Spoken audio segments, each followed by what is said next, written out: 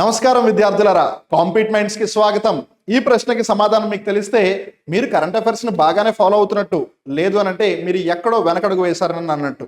Well, ఇంతకీ question ఏంటో చూద్దాం. మీన్ వైల్ మీకు ఆన్సర్ తెలిస్తే కానీ కామెంట్ బాక్స్ లో కామెంట్ చేసి చెప్పండి. స్మార్ట్ మ్యూచువల్ ఫండ్ పెట్టుబడుల కోసం ఏ బ్యాంకు ఏస్ ఫీచర్ ను ప్రారంభించింది? Which bank has launched ace feature for smart mutual fund investments?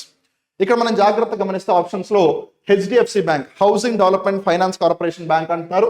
తర్వాత ICICI bank, industrial credit and investment corporation of India bank అంటూ ఉన్నారు. యాక్సిస్ బ్యాంక్, ఒకప్పుడు దీన్ని యూటీఐ బ్యాంక్ అని పిలిచేవాళ్ళు. తర్వాత IDFC, infrastructure development finance company first bank అని అంటూ ఉన్నారు. సో ఈ ఏస్ అనేది ఏదైతే ఉందో ఇది మొబైల్ అప్లికేషన్ లో పొందుపరిచిన ఒక ఫీచర్. సో మనలాంటి వినియోగదారులు, కస్టమర్స్ ఎవరైతే ఉన్నారో వాళ్ళు డూ ఇట్ యువర్ సెల్ఫ్ లో భాగంగా డిఐవై అని పిలుస్తారు. డూ ఇట్ యువర్ సెల్ఫ్ అంటే మనం వేరొకళ్ళ సాయం తీసుకోవాల్సిన అవసరం లేదు, మనది మనమే చేసేసుకోవచ్చు అనమాట.